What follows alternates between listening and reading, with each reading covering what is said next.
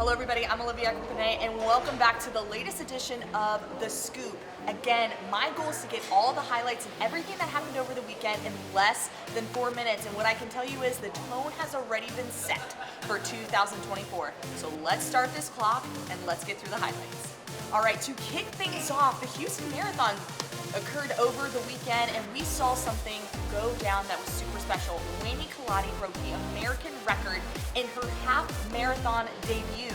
The young talented individual clocked a 1:06.25 and she nearly broke the record by 12 seconds. The winner of this race was Sutune Kebede of Ethiopia, and they actually ran the fastest ever half marathon on US soil by a woman with an official time of 1:04.37. Agnes Nayesh broke a world record at the Valencia 10K over the weekend. She made history as she became the first woman to go under 29 minutes in this event, and she clocked a 28:46. I want to now take things from the professional side over to the collegiate side because there were so many noteworthy performances across the country that we have to discuss. Representing Texas, you had Yusuf Bizamana, who clocked a new NCAA record in the 1K with a 2:18.10, and what's incredible was this record stood for 7 years. Now in Arkansas, there were two noteworthy performances there. On the women's side, you had Sanu Jallo, who did an incredible job clocking a world-leading time and a collegiate #3 all-time mark in the 600 meters, where she ran a 1:26.52. Now her teammate Shanti Jackson also had an incredible performance in that 400 meters. She clocked a collegiate leading mark of 52.10.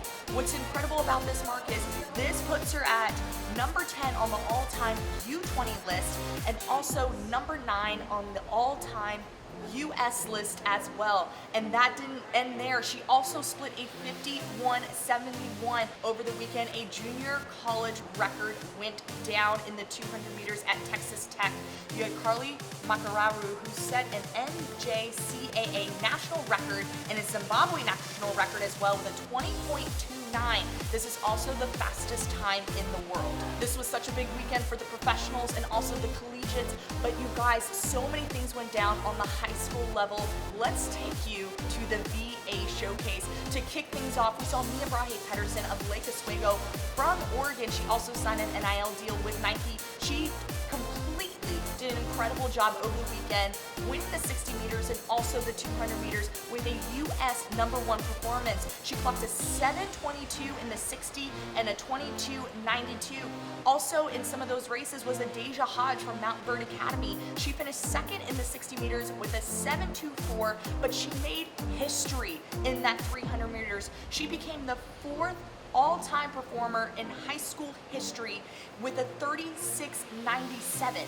She joins an elite group of athletes like Shanti Jackson, Sydney McLaughlin, Francina McCory, and now herself is becoming the 4th girl in high school history to dip under 37 seconds in the 300 meters.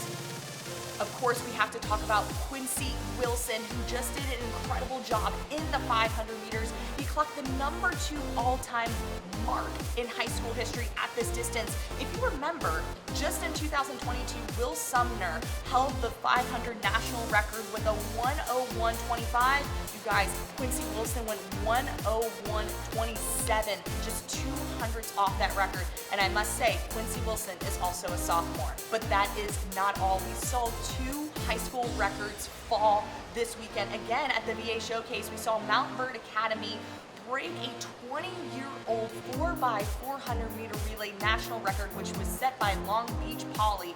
And the Mount Vernon Academy girls clocked a 3:37.63. And then in the sprint medley relay, Quincy Wilson came back and helped his team to break a national record in that event where they ran a 3:23.86 in the SMR. That does it for this week for The Scoop.